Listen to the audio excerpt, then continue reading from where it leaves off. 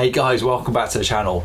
This is part 2 of the Skywing Laser build. Last time around we just unboxed it and I gave you my first impressions of a Skywing kick. This is the first time that I've worked on one, first time I've seen one up close, as a matter of fact.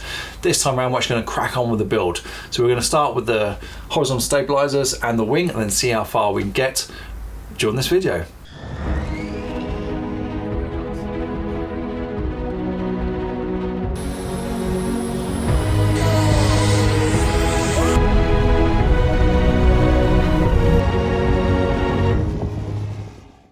Okay, so I'm going to start off with the horizontal stabilizers, which are already pre-hinged, so I don't need to do that. Not only are they pre-hinged, but the covering is also down inside the hinge line, which I think is particularly nice.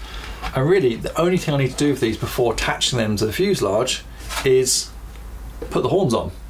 So that's nice and easy. So the horns are all pre-supplied. I'll show you these up close. So there you go, pretty standard stuff. Now all I'm going to do with these is just scuff them up a little bit on the part that goes inside the elevator and then epoxy them in place. So what I recommend you do first is start off with the dry fit.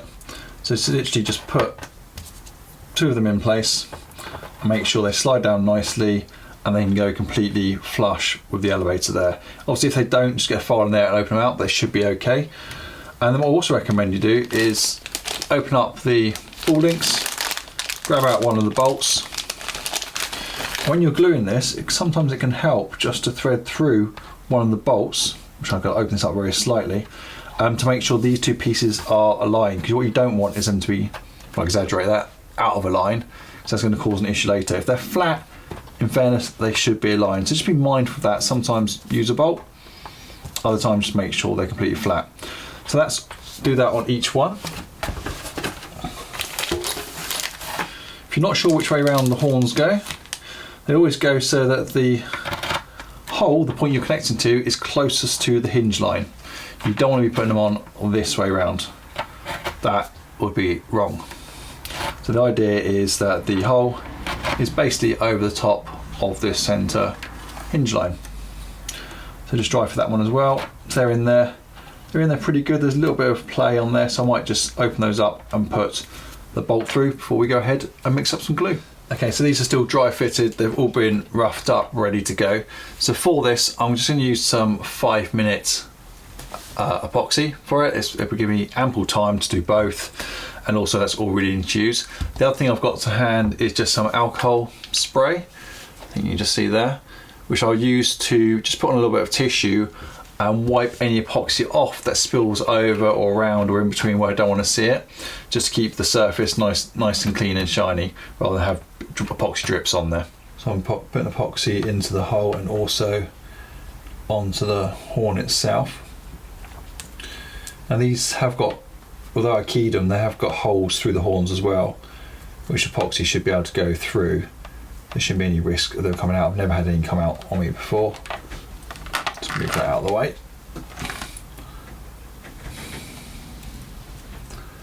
This way it's likely to ooze out a bit, which it has done. And there we go. Just make sure that stays down. So what I'm going to do now is just tidy up around there. Some of you may think this is a bit fussy, but I prefer to try and keep this as tidy as possible. Make sure that epoxy's gone down the hole, which it has. Then I'll just use a lollipop stick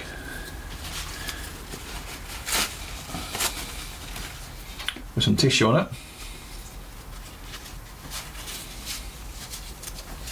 and some of this spray just to wipe around the horn. Move on to the wings. I've decided to do the same process on the rudder as well. So the rudder has the horn slots pre-cut on both sides. Something I always like to do is to push the horns in, do that dry fit, but on the rudder I want to do both sides just to make sure they don't touch in the middle, which they're not, which is great. I mean, it's a chunky rudder, but sometimes you're at a risk of them touching in the middle, so you have to adjust the horns, but these are okay. So we'll go through the same process again. I'm going to put the ball joint in here just to make sure these are gapped okay and at the right angle. I'm going to rough up the ends and I'm going to glue them in on both sides. I'm going to do one side at a time just so I can lay the rudder down, and then flip it over and do the opposite side. I'll show you when it's done. And there we go, guys, that is the rudder in place as well. Okay, so with the wings we've got pretty much the same process to do again. Dry fit the horns, get them glued in, make sure they're facing the right way. Before I do that, I just want to show you something with these ball links. So let me show you this. So we've got two different types in the packet. You see they've got different ball connections on them.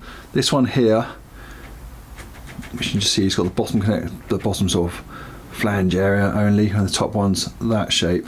Now this bottom one is for the servo, so that goes onto the servo head with the bolt going through it, and then the normal one here is for the horn end. So make sure you don't get those mixed up when you're building one of these models. Okay, another thing to point out on the wing.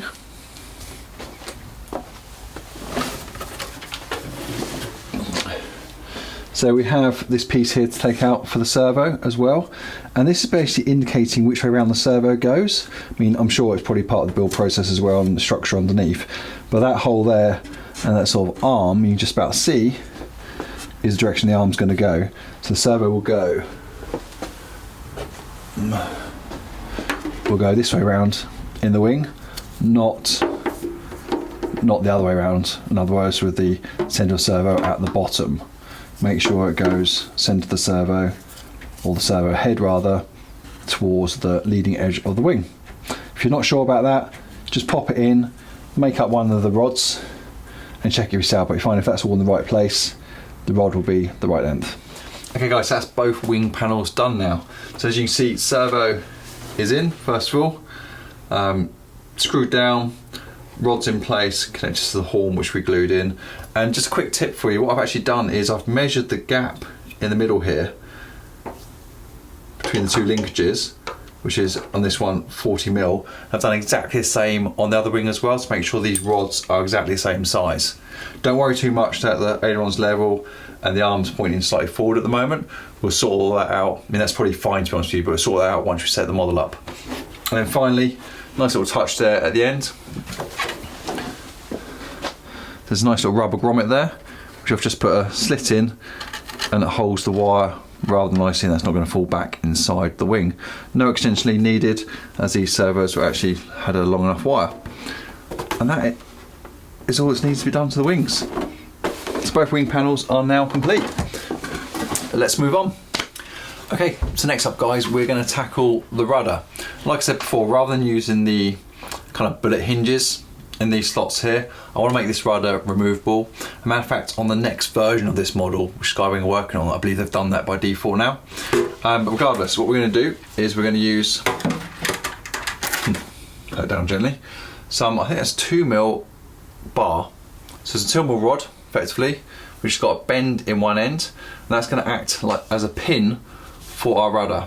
And then these hinges are going to be evenly spaced out where the holes were before, but obviously I'm going to open those up so I get these hinges in there, and then this bar will be able to thread out. I'll chop it at the top, then be able to put it out from the bottom to take the rudder off.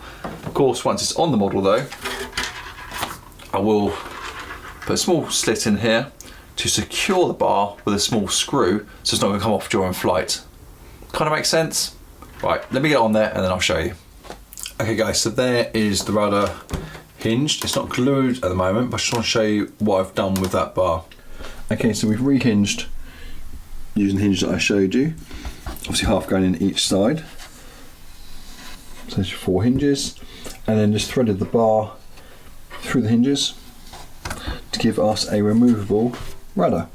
And what we're going to do next is just open up or cut a slot underneath the fuselage here, and then key this part of the hinge, if you like, into the bottom of the fuselage. There's a nice piece of plywood underneath there to take it, and then I'll use a small screw at the tip just to hold it in place. And we can move the rudder whenever we want. Okay, so I'll get that keyed in, get the hinges actually glued into both the rudder and the fuselage, and then we'll move on. There you go, that's the rudder finished. So the bar's just keyed in, that's nice and flush, small screw at the end, just hold it in place, and there's the bar all the way down. And we've still got full movement. Perfect. Right, let's move on. Next up, guys, we're going to fit the cowling. Now the cowling is already pre-drilled, which is nice, and it's got some blocks on the other side. There's obviously corresponding blocks on the fuselage as well, which I'll show you in a minute. And the idea is just to use some self-tappers to go through into the fuselage, but rather than use self-tappers, I want to use some bolts instead with little washers on them as well, which you can just about see there. So on the other side of the inner block, I'm going to install one of these nuts, crown nuts. There you go, which gives me something that I can put the bolt through into. So it should just be a case of popping the cowling on, using that as a pilot hole to go through, open up the hole on the inside, and then pushing that through, and then that gives us the bolt point ready. So there's the corresponding section on the fuselage with the hole that we just drilled through. I've actually gone ahead and done the top one and put the crown nut on the back and pulled it through so that the lugs, if you like, on the nut go right into the plywood, and it gives you something hard to now to bolt the cowling up to. Right, I'll get the other three done. There we go, bolts are in. Next up, guys, it's time to get the motor installed.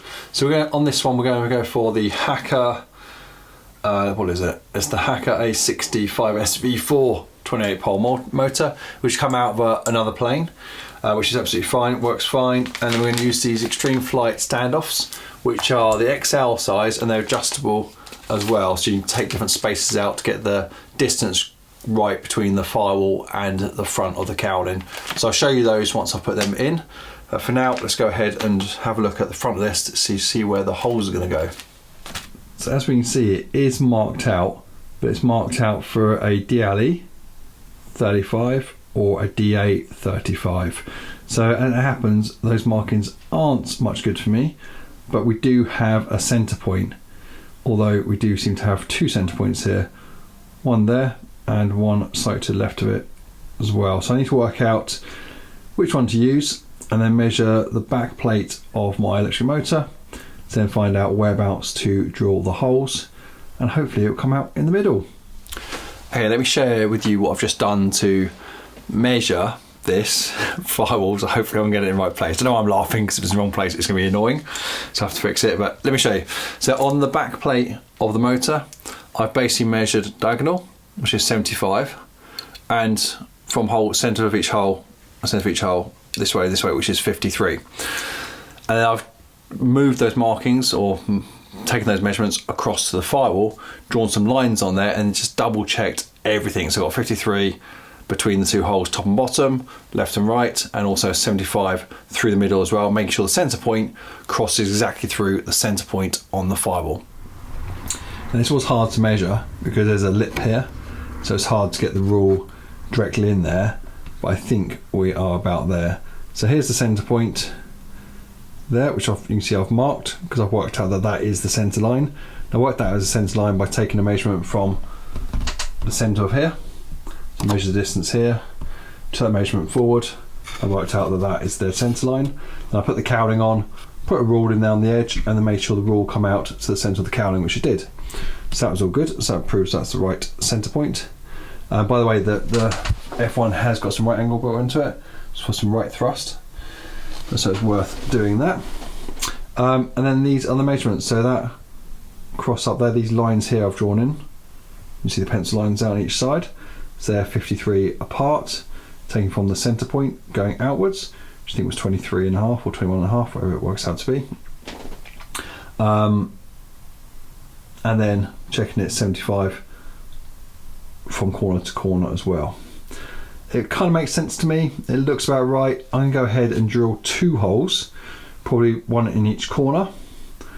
Put the standoffs on, put the motor on, and just double check that's right before I go ahead and then drill the remaining 2 holes. And there we go. And it's pretty much spot on.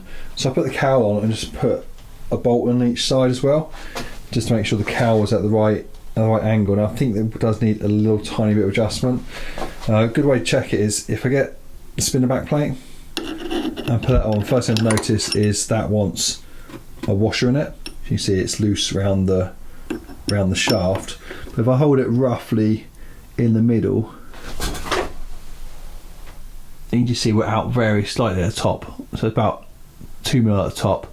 So the cowling wants to come down very slightly, but the engine itself, I think, or the motor, is in the right place. If I push that back plate right up there, moving you around, we've got a tiny gap there, which is about right. Looks off on camera, but no, that's about right. It's about a mil and a half gap. So I'm pretty much happy with those spacers I've put on the stand. So let me show you those spacers quickly. Okay, so the reason why I like these Blazing Star standoff is they come with spacers. You can see I've used 2 spacers there, but here's one not touched yet, which is obviously longer, so it has more spacers in. So you just basically take out the spacers until you get the length you want. So I've removed these 2 from each of these ones, and that gives me about the right gap. So what I'm going to do now is quickly put the last 2 on, put some Loctite on it, and that'll be the motor in place. Okay, so now the motor's in place with all 4 standoffs. We go ahead and we're going to mount the ESC. So we're going to mount the ESC here. Let me just show you which one we have. So we have an OS ESC, really good ESC, it's really reliable, and we're going to end up putting it this way around. We're going to raise it up slightly so it's on a wedge to bring it more in line with the airflow from the cowling so it hits the ESC. And of course, to help with the airflow, we're going to take out this back plate here, which is what it's designed to do. It's already pre-cut. Should just be a case of pushing it through, maybe a little bit of persuasion with a knife first to help. So let's get that out. Let's make this wedge, mount the ESC, and I'll show you what it looks like. Right, so guys, first of all, I've cut out this back section here, which is super easy to do. It just had a couple of little bits left in to run a knife through, and it kind of pushed out, so that was easy. And I've used it to make this. So this is like a wedge. Obviously this is the part that was in there, just cut around it. And the idea is I'm going to put this here, like so, and I'm going to use that to mount the ESC on. So the ESC will go through, those wires will go in there, and that ESC will be velcroed to that wedge. And then there'll be a strap, like this one, going over it through this bottom piece here, and then done up the other side. And the idea behind that is just to hold it all together, but really the idea of raising it 3 centimeters at the back here, centimeter at the front, is so that airflow comes through and hits these capacitors, I believe they're capacitors, at the back here, regardless. Keeps it cool and travels through. So that is that. Right, so what I need to do then is stick this down, cut a couple of slots, get some Velcro, put that on, and there we go. That's the ESC finished. So we've got the strap going through the bottom of the engine box here, done over the top there, so that's nice and secure. It's velcroed also to this wedge that we made, and there of course is a wedge all glued in as well. So I've just tied up these wires here with a couple of cable ties around the standoffs, making sure the motor connections are the way around. So I'm going to leave the cowling off now until I've had a chance to actually run the motor up to make sure it's spinning in the right direction, but it looks about right to me. Okay, so next up I'm going to put the undercarriage on, including the tailwheel. So first thing to note, it is pre-drilled, the main undercarriage that is, this is the carbon for it. It's pre-drilled, which is quite nice, and you can't get it the wrong way around because the holes I see are slightly staggered in, and they match the screw holes that are already inside the fuselage. Let me show you. So there's the screw holes with the bolts already in them, and you can see you can then go around one way. If you try and put it on the wrong way around, you won't be able to get them lined up. It's nice and easy, and Skywing have also provided the bolts for us. So let's quickly unscrew these and put it in place. That's the undercarriage bolted on. Just spin the model around now and do the tailwheel. Okay, so for the tailwheel there's 3 parts. There's the wheel and assembly itself, which will just go underneath these bolts, which Skywing have nicely put in for us. So I'll go there like so. Then you also have another ball linkages, which will go in the back here, facing forward, further down than that, and then this rod will connect the rudder and the wheel together. Kind of like that. I just want to take a moment and show you something, guys. So at the end of this linkage here, which goes in this hole, is a hexagon. What they've also done though is put a hexagon insert and ply inside the rudder. which means that this fits nice and snug and tight. I just thought that was a nice touch, really nice touch. Didn't need to do that, it could just been a hole, but no, it's the right shape. And there we go. That is the tailwheel assembly working nicely with the rudder. Okay, so next up I want to put the spats on, which will go something like this either side.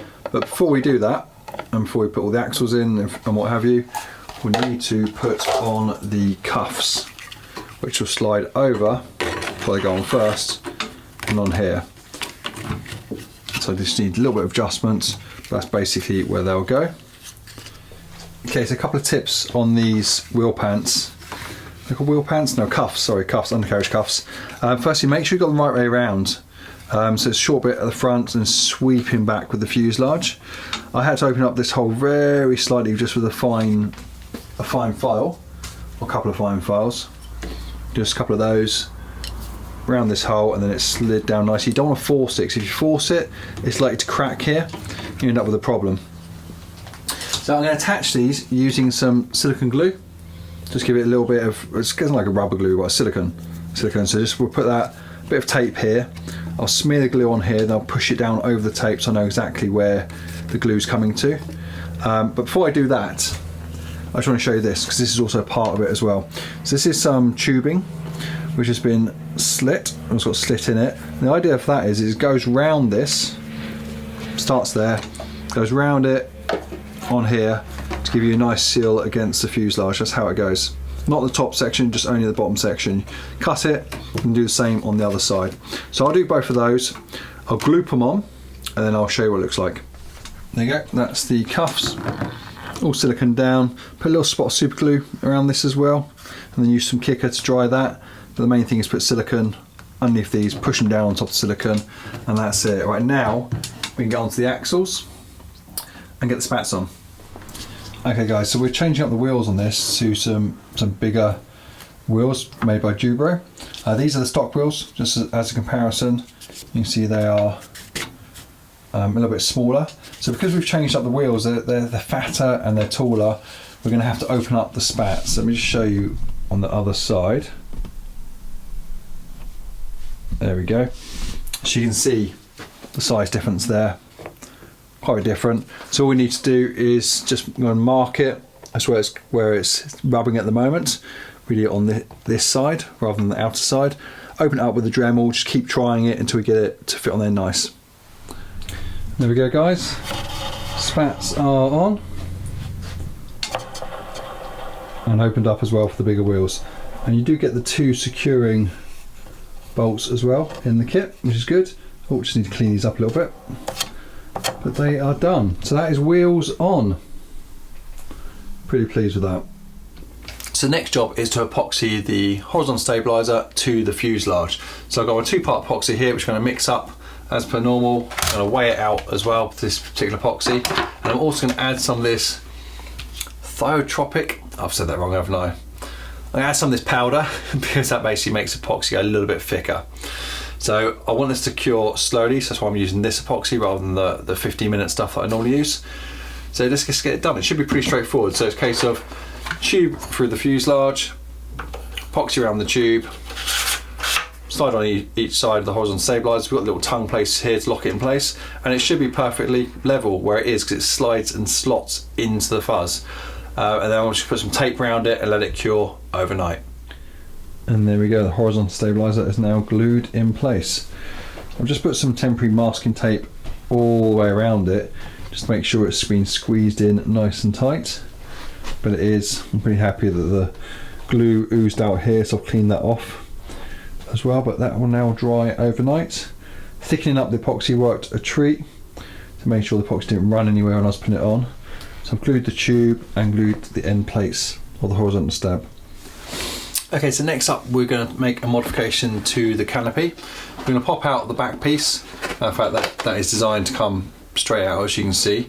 But what we're also going to do though is take out that floor pan.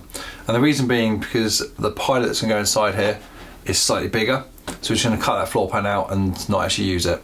So to do that, I'm going to use a new blade on my knife, because if I don't, this stuff is likely to tear. So I'm going to put a brand new blade on and then cut it out. And there we go, that is now cut out. So even with a brand new sharp blade on, that was still a little bit difficult to cut, to be honest with you. I had to be really careful it wasn't tearing as I was going. But it looks alright, it's done, it's out, and the back section's out as well. So next up, we're going to start putting some servos in. So let's start off with the rudder servo. So for this, we're going to use a Servox 2230 SG, and we're going to use a Seacraft extra long servo head as well, so we get lots of movement on the rudder, and we're running closed loop down to the back of the rudder as well. So let's get the servo into the fuselage. And there we go, there's the servo mounted inside. Okay guys, so next up we are going to be installing the 2 rear servos. So that's 2 for the elevators, 1 each side. Don't forget there's already extension lead included inside the fuselage, so we don't have to worry about that. Skywing have included that, which is a really nice touch. But what we will do though is use a bit of heat shrink over the end of the servo wire onto extension lead to make sure that it stays a good connection and doesn't come apart. And as before, where the servo hole is inside the fuselage, there's a small piece of wood we need to remove, but that does indicate the position of the servo. So let me just show you that. Okay, so there's the hole already pre-cut in the side of the fuselage, and this is the small piece of wood you have to remove. But if you see, the shape here actually represents the servo arm, and of course where the servo screw would be. So you know you've got to put the servo with the head of servo on this side of the fuselage rather than this side of the fuselage. In other words, the servo would be going like this, not round like that. I think that's a nice tiny little touch there from Skywing. So we will put those in for the elevator, and then we'll also connect up the rear end for the closed loop and get that run as well. So I'm partway through installing the first servo, and I just thought I'd stop for a moment and point this out to you. The extension lead that's already inside the fuselage and provided actually has a keeper on it, which is a nice touch, so I don't really need to use the heat shrink around it like I was planning to do, because once these are on, they are super tight. Let me just show you. It goes in with a nice click, and that bit of plastic there stops it from coming out. So that's another nice touch. That's good quality, good thick wire, extension lead there. Okay, again, stopping part way through to show you something else as well. With the Servox servos that I've chosen to use, they are a little bit deep. So in other words, at the moment they're touching, but the servo can't fit flush with the fuselage. The servo's inside are touching. So what I'm going to do is make up a couple of little blocks, one for the front, one for the back, or maybe a plate that goes all around the servo. Not sure yet, just to correct that. It should be fine with linkages because they're on ball links, so it won't matter that the servo's slightly further out. But just a small modification there due to the servo size. And there we go, they are the blocks. Not connected to the servo yet, I just wanted to show you what these blocks look like. So basically they're wedges. So they're thick at the back, thin at the front. That one's coming away slightly because I've not screwed it in. But it's just enough so I can get both servos in now without the back of the servos touching in the middle. So what we'll do is I'll probably cover those with a bit of white covering, just tidy them up, and then I might even just tack them on to the fuselage. Now the servo screws here are long enough to go all the way through the block and into the block inside the fuselage, so that's okay. But I might just do a little bit of super glue on these as well to keep them in place. Okay, so next up is the closed loop system. So all provided, as you've seen already. Got the closed loop wire here, some tubing for some heat shrink to cover up the wire with afterwards, and of course the tiny aluminium collets. Well, collets, keepers really. Okay, so I like to start off with closed loop with inside the fuselage, connect both sides together onto the servo horn, and then do the tailplane last. And that's really because it's easier to get to the outside of the fuselage than it is to the inside of the fuselage. So let me get that done. There we go guys, there is the closed loop. Nice and tidy and also nice and tight. I've also added a cross, which I think you can just about see. I just cross the wires. And worth noting as well, those little holes in the back, where are they? Right down there, are for the closed loop wire to run through. Don't know if you can see those or not. Anyway, that is done. There's the cross. So what is next? So guys, let me show you what I've done with the install here. You've already seen the rudder servo in with the closed loop, and then we've got the receiver and also a gyro. It's got the GYA553, and if you're new to gyros and want to know how to set that one up, there's plenty of videos on my channel, and I'll link one below for you. So next to gyro, we've got receiver, which is the R308SB, and that's obviously running S-bus to the gyro. Everything going into receiver is of course the throttle, and then the 2 battery connectors, because we're using a switch in here. There we go, there's a switch there, power box switch, which gives us redundancy with 2 batteries. So 2 flight packs rather for the servos rather. And there they are. So 2 batteries up front, 1000 milliamp packs for redundancy. So if one fails, the whole system carry on using, and they drain down equally through that switch. So I've just made up a couple of little plates here, just to hold that in, because it was all kind of holes everywhere underneath there. So there's a plate there and there's a plate there for the switch. And I've put plates underneath here as well, for one for each battery. And then the main flight packs for the power, for the motor rather, will go in here. I've left them out at the moment because we don't quite know where the CFG is going to sit. It's going to be an 8SS up in this, so we're presuming that we can move these batteries as far forward as we can go. We have to move these batteries right to the front as well to get the balance right, but I'll do that after I've configured all the servos, and that's the next job. Yes. And there you go guys, she is complete. So a little bit of configuration on the transmitter just to make sure everything's going the right way. I haven't done any flight conditions, I'll leave that to the owner to sort out. You see there's plenty of movement.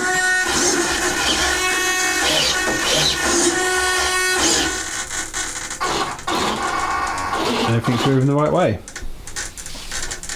It's a very nice looking model. So that's it guys, end of this build. The model is complete and it's ready for a test flight. So we'll make sure we film that for you and put it on the channel. But final thoughts, really impressed. Great job Skywing.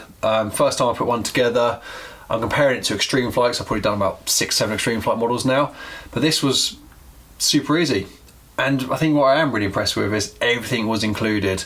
So many extra parts and bits in the box which you just don't normally get, like the leads, the extension leads for inside the fuselage, even the ones for the wing as well. They've included the fuel tank, fuel tubing, even the fuel dots to fill up with. Okay, this electric setup, if you're going gas though, obviously you're going to need those. It's all there, the wheels were there, the lot. So I can't wait to go and fly this. Hopefully I'll get a go. It's not actually my model, unfortunately, but I'll definitely see if I can have a go of it and give you my thoughts when we do that. And it'll probably look a little bit different next time we see it as well, because we're going to be putting a whole load of stickers on this as soon as they turn up. So it's a set of B and E graphics. Guys, I hope you enjoyed this video. Got plenty more builds coming up. I need to get back onto the Summit, which I was doing before, and also need to finally finish the Ultimate as well, because that is pretty much sprayed now. Guys, please like and subscribe if you haven't done so already, and I'll see you next time around.